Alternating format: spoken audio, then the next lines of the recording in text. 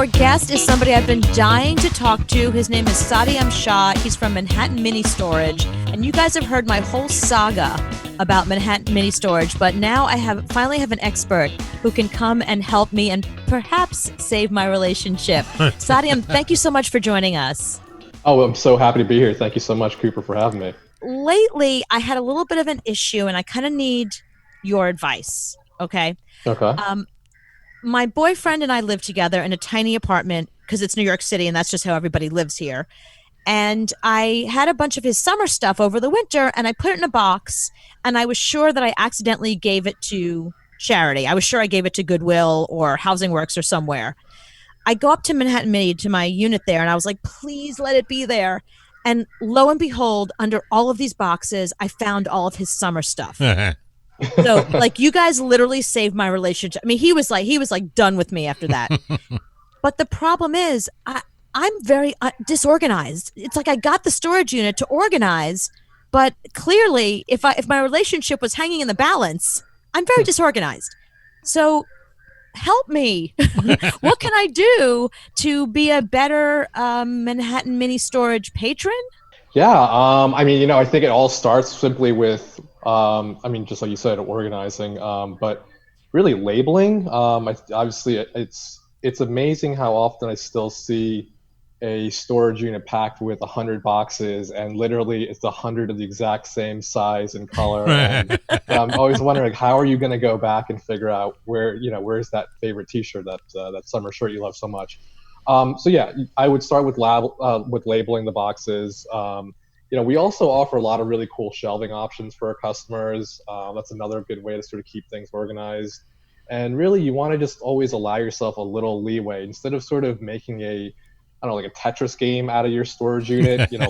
Create some sort of little aisle space for yourself so that you can kind of wiggle between your things and really be able to pick out what you want. But yeah, I would definitely recommend some type of shelving. That goes a really long way, just organizing your space and in some sort of not an odd way, but really think about it just the same way you try to organize your closet at home. I didn't realize that shelving was an option. That actually sounds like a really good idea. Yeah, we actually offer the first shelving unit for our customers for free. So just I really wish more people would take it because it really is just a lifesaver at times. There's always the TV shows on A&E about people that, cut the locks off, and then if the people haven't paid and they go in there and they find different things. If it's somebody that goes 4 months, 5 months without paying, how does that work?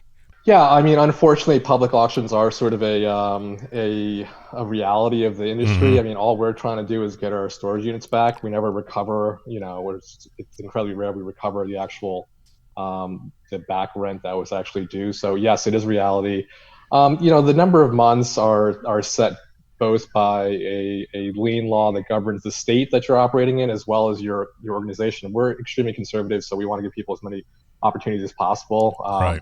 Sometimes we have celebrities who are renting under their personal assistant's name, and we wouldn't know it until we did our due diligence. So really, we try to be as careful as possible. So we're very lenient and conservative when it comes to that. But yes, it is a fact of the business. So you actually have auctions? We do.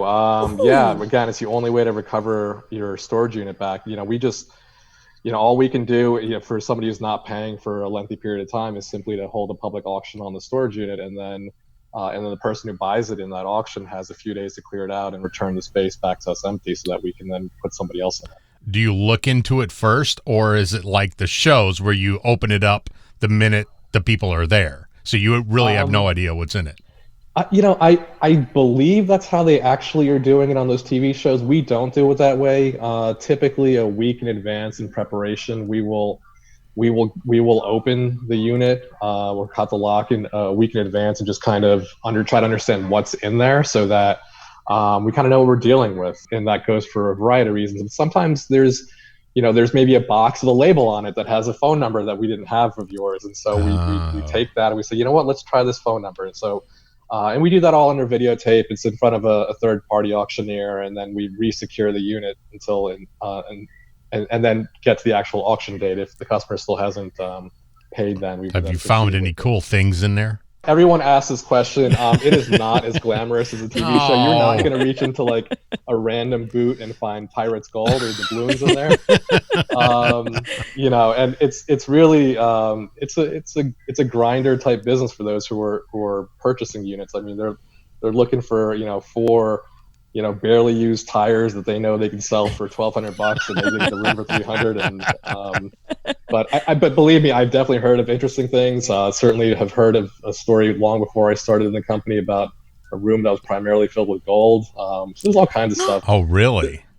Yeah, the interesting things are really just the quirky things that are personal to somebody that don't have any real commercial value. That someone's weird art project or just something that's just personal and special to them. That's the stuff that I always find very interesting than the actual commercial valuable things. Yeah, I bet the big thing is too, because Manhattan, the rent and living conditions are very high.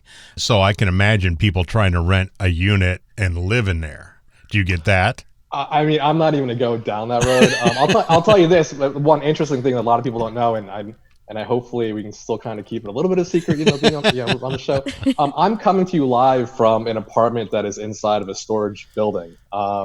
So one of the cool things that being a manager. Wait, what? Yeah. So this is I'm living in a beautiful, properly built 2-bedroom apartment on the Upper East Side. Bathroom, washer, dryer, stove, kitchen, all of the full works, and it is set inside of our building on the Upper East Side. No way! Wow. Wait, is everything in your apartment labeled? No, unfortunately, I'm not following my own rules, I guess. But, yeah, we do keep these apartments as sort of it's sort of an emergency response. There's a person on site in case something happens, and it's really just sort of a caretaker of the building. And so it's one of the perks that comes with of being an employee, I guess, at right. Storage. So I'm the one who's living in the building. Ah, that's so cool. Nice. That's so good to know. Damn, I wish I would have known that when I was single. I could have hooked up with so many guys who were living in storage units. That would have been so... Not storage units. but in the building of, and then I could say I was in a storage unit Or you building. could say you're living in the Upper East Side. Yeah, no, bucket list. It's definitely had some odd looks or weird moments bringing somebody back to my apartment for the first time, for sure. You're opening your door with a lock and a combination. Give me 1 second. I forgot the combination. You need a key for that elevator, and then it's so funny. Wow, I love that. So wait, so how do you order pizza? It's a great question, actually. And it was actually, before I ever moved in, I wondered the same thing, like how some of the very basic things, how does that happen and how does that work? And I actually have a buzzer that opens the door downstairs, and today you can really just have the delivery person call you and you can go downstairs and meet them. But pretty simple. I mean, you get around some of the basics that you never thought you'd have to overcome. Oh my God, party at Satya's house, big time. Wow. See, we learned something. I learned that I need to label things and put my phone number on it. That would be very helpful. I like that idea. There you go. Yeah. And that there's a man living in the storage building. Or a woman.